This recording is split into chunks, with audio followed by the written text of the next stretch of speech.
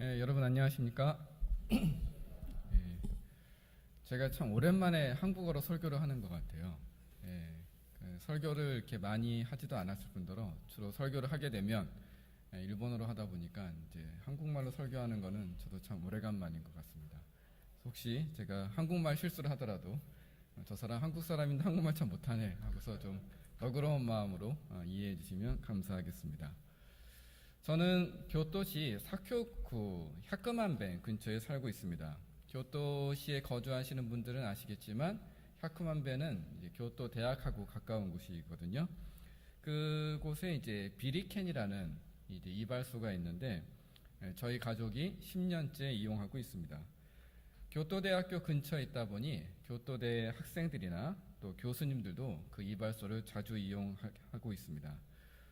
저도 이제 거기서 머리를 자르려고 기다리고 있는데 그 손님하고 이제 머리 자르는 분하고 그 교토대학교 총장에 대해서 지금 현재 총장님에 대해서 이야기하는 게 귀에 들어왔습니다. 그 내용이 참 잊혀지지가 않는데 지금 교토대학의 총장이 이제 야마기와 주이치라는 분이거든요. 근데 이분이 그 고릴라 그 짐승의 고릴라의 연구에 일본에서는 1인자고 또 세계적으로도 고릴라 연구로 아주 명성이 드높은 사람이라고 합니다. 네, 교토대학은 이제 일본에서뿐만 아니라 세계에서도 유명한 대학인데 이 세계적인 대학의 총장이 고릴라를 연구한다 그러니까 이제 좀 고릴라 하면 우리는 이렇게 학문적인 대상보다는 이제 동물원에서 보는 그런 인상이 강하잖아요. 그래서 참 재밌다라고 느껴졌습니다. 근데 그 머리를 자르고 있는 그 손님이 그 교토대학의 교수님 같다는 느낌이 들었는데 그분 이야기가 그 야마기와 주이치라는 그 총장님이 사람이 참 크다라는 표현을 써요. 히토가 오오키라는 말을 하시더라고요. 그래서 그 물론 여기서 그 히토가 오오키 사람이 크다라는 것은 그 사람이 고릴라를 연구하다 보니까 고릴라처럼 키가 크고 덩치가 크다 그런 의미가 아니라 사람됨이 크다. 일본어로는 이제 히토는 으츠와가 오오키라고 해야 될까요? 그러니까 사람됨이 크다라는 의미인 것이죠. 그러면서 덧붙이기를 본인의 경험상 자연과학을 공부하는 사람들이 그 사람이 참 큰 사람이 많다. 즉 사람됨이 큰 사람이 많다라는 말을 하였습니다. 저는 그렇게 이야기하는 분이 그 손님이 이제 어떤 걸 연구하는 교수님인지 잘은 모르겠는데 그 말이 참 인상적으로 다가왔습니다. 왜 자연과학을 공부하는 사람들이 사람됨이 클까? 왜 그런 평가를 받을까? 저도 이제 생각해보고 제 아내하고도 이야기해본 적이 있는데 그것은 이 자연이라는 커다란 세상을 연구하고 그 연구 대상이 광대하기 때문이 아닐까라고 생각을 합니다. 고릴라에 대해서 연구한다 할지라도 그것은 고릴라를 가둬놓고 고릴라가 뭐 먹는지 그런 정도의 연구가 아니라 고릴라의 생태, 고릴라가 사는 곳, 그리고 그와 관련된 자연 환경, 그렇게 이 세상에 자연과 관련된 것이기 때문인 것이죠.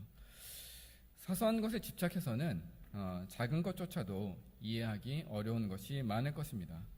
그렇게 크고도 넓은 자연에 대해서 연구를 하다 보니 사람의 생각이 커지고 또 그 사람됨, 인격조차 커지는 것은 아닐까 생각했습니다.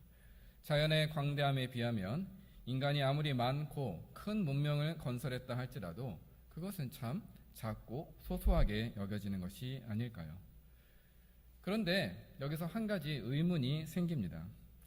그렇게 생각하자면 우리 그리스도인들, 우리들은 사실 사람됨이 우리들의 으쯔와가 가장 큰 사람들이어야 하지 않을까 하는 것이죠.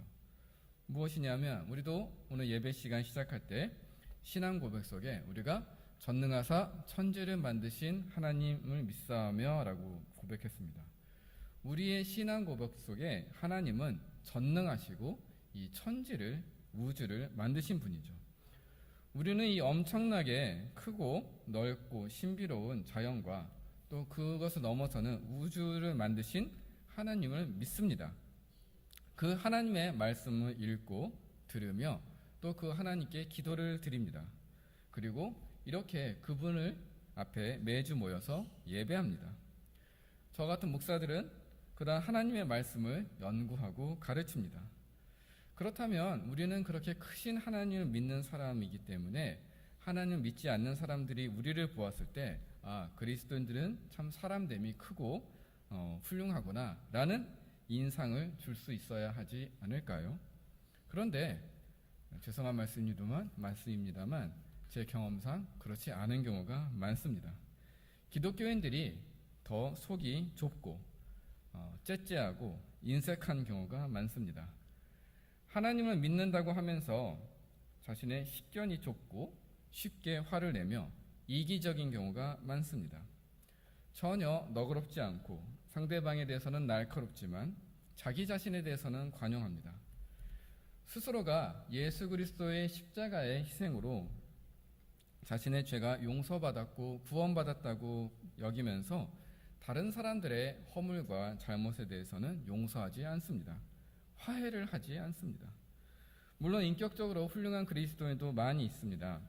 그러나 우리가 이 크고 위대하신 하나님을 생각하면 그 하나님을 믿는다고 하는 우리의 생각은 너무 작고 너무 편협하고 또 우리의 이웃에 대해서 너무 관대하지 못하고 우리의 씀씀이는 이기적이며 인색합니다. 왜 그럴까요? 하나님을 믿는 우리가 왜 그럴까요?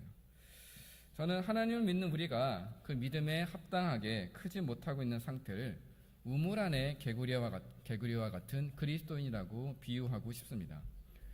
한국말로 이제 우물안 개구리라는 속담이 있고 일본어에도 이도노나카노 카와즈 나이카요 시라즈라는 속담이 있습니다. 근데 그 우물안 개구리라는 말은 같지만 우물안 개구리가 모르는 것에 대한 그 뉘앙스가 한국어하고 일본어하고 좀 달라요. 여러분이 만약에 이제 집에 돌아가셔서 인터넷에 한국말로 우물안 개구리라는 그림을 한번 찾아보시면 대체로 많은 그림들이요. 개구리가 우물 안에 있으면서 이 우물 안에서 위에 하늘을 바라보고 있는 그런 그림들이 많습니다. 그래서 한국 사람들이 우물안 개구리를 생각하면 그렇게 우물 안에서 하늘을 바라보는 우물 크기만큼의 하늘을 밖에 모르는 그런 이미지가 강해요. 근데 이제 일본어에서는 나이카오 시라즈라는 식으로 우물의 물, 그 다음에 그것에 비해서 이 큰 바다, 대해를 모른다라는 식으로 뉘앙스의 차이가 있습니다만 저는 한국어 속담의 우물안 개구리를 가지고 그 의미를 가지고 말씀을 드리고 싶습니다. 여기서 여러분이 우물안 개구리가 돼서 지금 상상 속에서요. 우물안 개구리가 돼서 우물 속에 한번 들어가 보세요. 그리고 나서 하늘을 쳐다봅니다. 그러면 우물 안에서 보이는 하늘은 하늘이 아닌가? 분명히 그거는 하늘이죠. 그것도 하늘입니다. 구름도 보이고 그 위를 날아다니는 새도 보일 수 있습니다. 태양도 보이고 달도 보이고 별도 보일 것입니다. 그러나 다 보이는 것 같지만 결국 그 하늘이 담고 있는 그 하늘이 의미하는 광대함, 무궁무진함에 비교하면 우물안 개구리가 보고 있는 하늘은 너무 제한되어 있는 것입니다. 그것은 그 개구리가 살고 있는 우물이라는 개구리의 경험, 개구리의 생각, 그리고 개구리의 세계 안에 갇혀있는 하늘인 것입니다. 저는 저를 포함해 많은 그리스도인들이 이와 같이 한국어 속담의 우물안 개구리와 같은 것이 아닌가 합니다. 그 바라보고 있는 대상이 하늘이 아닌 하나님인 것이죠. 우리가 알고 또 믿고 있는 하나님이 아닌가 하면 그렇지 않습니다. 우리가 아무리 이기적이고 편협한 생각을 가지고 있어도 우리가 하나님을 믿는 믿음이 있다고 하면 우리는 정말 하나님을 믿고 있는 것입니다. 그러나 문제는 우리가 그 하나님을 믿는다고 할 때 우리의 경험 안에서, 우리의 생각 안에서, 그리고 우리의 세계 안에서만 하나님을 보는 데 있습니다. 그러니 여전히 우리가 하나님을 믿는다고 하면서도 우리의 생각 안에, 세계 안에 갇혀있기 때문에 자기도 모르게 인색해지고 이기적이 되고 여유가 없는 것입니다. 우리의 믿음이라는 것이 대단히 제한된 것이 되고 맙니다.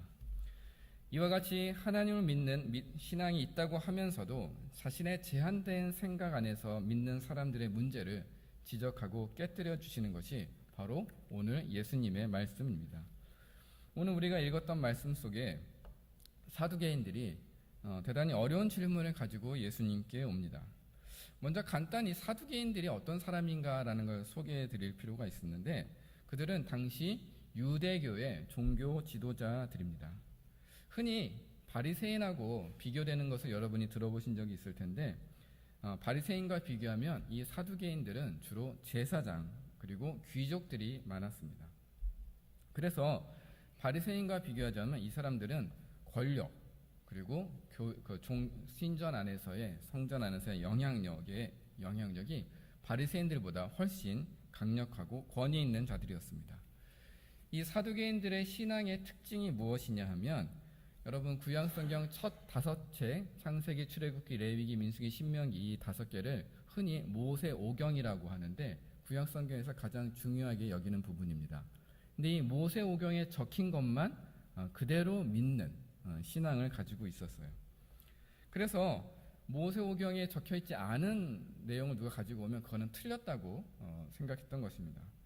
여러분 지금부터 집에 가셔가지고 모세오경 열심히 읽어보세요. 100번을 읽어도 거기에 죽은 자의 부활 같은 건 절대로 나오지 않습니다.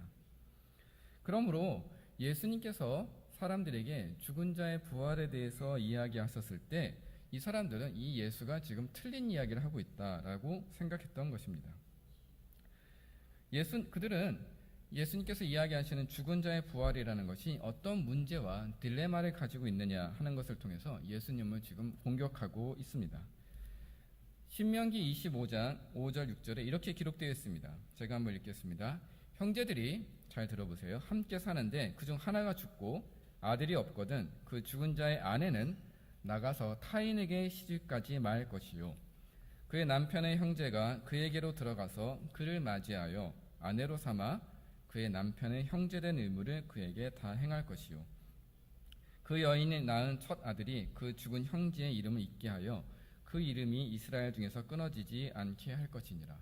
무슨 말씀인지 잘 모르실 수도 있겠는데 무슨 말이냐면, 옛날 사람들에게는, 지금도 그런 생각 가진 분들이 많이 계시지만 특히 옛날 사람들에게는 가족의 대가 끊어지지 않는 것이 가장 중요한 일이었습니다. 부자가 되는 것도 유명해지는 것도 다 좋지만 무엇보다 중요한 게 내 가족의 대가 끊어지지 않는 것이고, 그 대가 이어지는 것은 남자를 통해서만 이어진다고 여겼습니다. 지금까지도 남아 선호 사상이 남아있는 경우가 많이 있는데, 근데 아들이 그래서 없이 죽는다면 나의 대가 끊어지는 것이죠. 근데 대가 끊어진다라는 건 뭐냐면 그 사람의 존재 그리고 그 사람이 속해 있던 가문이 잊혀지는 것, 없어지는 것을 의미하는 거거든요. 그래서 이 대가 끊어지지 하지 않게 하기 위해서 만일 누군가가 자식이 없이 죽으면은 그 사람과 같은 피를 이어받은 형제가 이 죽은 사람의 아내와 동침해서 아이를 낳습니다. 근데 이 아이는 이 사람의 아이가 아니라 이 죽은 사람의 아이가 되는 거예요. 생물학적으로는 이 형제의 아이지만 가문으로 사회적으로는 이 사람의 아이가 되는 것이죠. 그렇게 해서 이 죽은 사람의 아이가 이어지도록 규정하는 것이었습니다. 만일 남자 형제가 내가 이 형제의 부인이었던 사람이 싫다거나 혹은 내가 이 사람하고 사이가 안 좋아서 그런 일 못하겠다 하면은 이 사람은 아주 그 동네에서 몹쓸 사람, 천박한 사람, 인간이 안 되는 사람으로 여겨지는 아주 수치스러운 사람이 되는 것이었습니다. 지금하고 아주 많이 다른 세상이었던 거죠. 근데 모세가 가르친 율법에 이게 있었다라는 거예요. 사두개인들은 이 모세가 가르친 것이기 때문에 중요하다고 여겨서 이 중요한 규정과 예수님이 이야기하는 죽은 자의 부활이 어떻게 상충할 수 있는가를 지적합니다. 그래서 이야기하는 것이 옛날에 7명의 형제가 있었는데 첫째가 아들이 없이 죽습니다. 둘째가 그 부인과 동침을 했는데 그 역시 아들을 낳지 못하고 죽어요. 셋째가 또 그렇게 동침을 했는데 낳지 못하고 죽습니다. 그렇게 해서 7명이 다 이 부인하고 동침을 했는데 아이도 없이 죽었습니다. 자, 이제 이 여성도 죽고 나면 예수님이 이야기하신 대로 사람들이 다 죽은 자 가운데서 부활했을 때 이 7명과 또 이 한 명의 여성은 누구의 7명 중에 누구의 아내가 되는 것입니까? 다 이렇게 잠자리를 같이 했는데 라는 문제가 되는 것이죠. 여러분, 누구의 아내가 되는 것이 맞겠습니까? 첫째? 뭐가 다를까요? 근데 여기서 예수님께서는 그 질문에 대답하시기보다도 야, 너희들 참 잘 모르는구나. 너희가 잘 모르니까, 당신들이 잘 모르니까 그런 식으로 생각하는 것이다. 여러분들의 질문이 잘못됐습니다. 라는 것을 이야기하시는 것이죠. 그러면서 무엇이라고 말씀하시는가? 24절에 예수께서 이르시되 너희가 성경도 하나님의 능력도 알지 못함으로 오해함이 아니냐? 너희가 성경도 하나님의 능력도 알지 못하니까 그렇게 오해하고 엉뚱한 질문을 하는 거다라고 이야기하시죠. 이 이야기를 잠깐 여러분, 근데 여기서 이 사람들 진짜 모르는구나 라고 생각하시면 곤란해요. 왜냐하면 예수님한테 지금 너희들 잘 모르는구나 라고 말씀을 듣는 이 사람들은 아까도 말씀드렸지만 당시에 종교적인 권위자들입니다.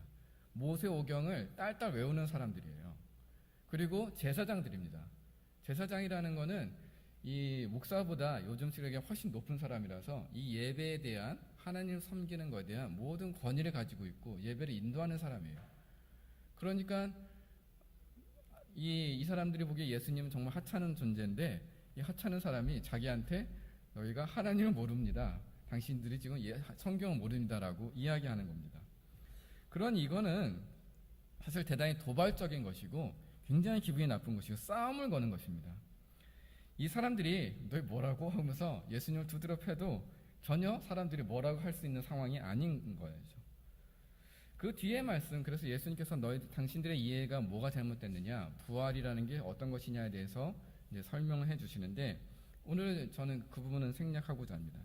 제가 오늘 여러분들에게 강조하고 싶은 말씀은, 여러분이나 저나 우리가 이렇게 좁고 우물 안에 갇혀 사는 것은 우리가 성경도 그리고 하나님의 능력도 잘 알지 못하고 있다라는 것이죠. 하나님의 능력을 모른다는 것은 달리 말해서 하나님을 모른다는 것입니다. 우리가 성경도 하나님도 잘 알지 못하고 있습니다. 우리가 여러 번 예배를 드립니다. 성경도 배우고 신앙생활을 해왔습니다. 그러나 여전히 우리가 이기적이고 우리가 여전히 편협하고 우리가 여전히 죄 가운데 사는 것은 우리가 아는 것 같지만 실은 성경도 하나님도 잘 알지 못하고 있습니다. 물론 우리가 어느 정도 알고는 있습니다. 그러나 우리가 아는 것은 우물 안의 개구리가 하늘을 보고 하늘이 저렇구나 라고 하는 것을 아는 것과 그리 다르지 않다라는 거예요. 우리의 신앙생활이 오래되었다 할지라도 교회에서 장로, 권사, 집사라 할지라도 우리의 생각, 우리의 경험, 우리의 지식, 우리의 감정, 그리고 우리의 세계 속에 갇혀 있다면 우리는 우물안 개구리와 같은 그리스도인일 뿐입니다. 그것은 저나 허백기 목사님과 같은 목회자들도 마찬가지예요. 사두개인들이 성경과 예배의 전문가였지만 예수님에게 그러한 책망을 들었던 것처럼 저희와 같은 목회자라 할지라도 알게 모르게 자신의 인습, 자신의 타성, 자신의 경험 혹은 자신의 편견에 갇혀서 내 우물 안에서 하나님을 보고 여러분에게 이야기하고 있지 않다. 나는 더 잘한다 라고 솔직히 자신 있게 말씀드리기 어렵습니다. 저는 오늘 설교를 준비하면서 제 자신이 한 가지 반성을 했습니다. 제 목사로서 교회와 이렇게 사회를 보면 참 답답한 구석이 많거든요. 그래서 저의 설교의 많은 내용이 교회 생활을 어떻게 해야 되는지 그리고 어떻게 이 세상에서 살아야 할지에 대해서 많이 이야기를 해왔습니다. 그런데 그에 비해서 하나님이 어떤 분이신지, 하나님의 능력이 무엇인지에 대해서는 제가 충분히 말하지 않았다라는 것을 깨달았습니다. 우리의 믿음이 이렇게 작은 것은 우리의 믿음의 주인이신 하나님께서 작으신 분이기 때문이 아니라 우리가 작고 우리의 우물 안에서만 하나님을 보아왔기 때문입니다. 우리가 크신 하나님을 알아가기보다도 어떻게 하면 이 우물 안에서 바르게 살까를 생각해 왔기 때문이 아닐까요? 다음 주부터 우리 교도 남부교회에서 성경 공부를 하려고 합니다. 여러분 많은 참여 바랍니다 라고 말씀드리고 싶지 않습니다. 코로나19가 다시 이렇게 늘어나고 있는데 괜히 너무 많은 분들이 참석해서 모이는 것도 썩 좋지 않을 것 같습니다. 그리고 너무 많은 기대도 하지 마세요. 이원종 목사님 저렇게 이야기를 하니까 성경 공부 참석하면 뭔가 달라지겠구나. 그렇지 않습니다. 일주일에 1시간 모여서 제가 떠들어봤자 뭐 얼마나 이야기를 할 수 있겠습니까? 물론 제가 우선 준비하고 인도하겠지만 저도 여러분과 마찬가지로 배우는 마음으로 성경과 하나님을 알아가고자 합니다. 그리고 무엇보다 중요한 건 성경 공부에 참석하건 참석하지 않건 우리 스스로가 우리의 세계 안에 갇혀 있는 우물 안의 그리스도인과 같았다는 것을 인정하고, 달리 말해 우리의 무지를 인정하고 성경과 하나님을 알아감으로 우리가 알게 모르게 만들었던 그 우물 밖으로 나가는 것에 있습니다. 그것은 분명히 불편한 일입니다. 그것은 낯설은 일이고 이 세상이 어떻게 되는지 모르는데 용기를 필요로 합니다. 그러나 그 낯설고 힘들고 불편하고 용기를 필요한 그 길이 바로 우리 주 예수 그리스도께서 보여주신 길이며 예수께서 친히 걸어가신 길이며 우리를 새롭고 살아있는 소망으로 인도하는 길인 줄 믿습니다. 우물한 그리스도인이 아닌 우물 밖으로 뛰쳐나가는 저와 여러분이 되기를 간절히 소망합니다. 기도드리겠습니다.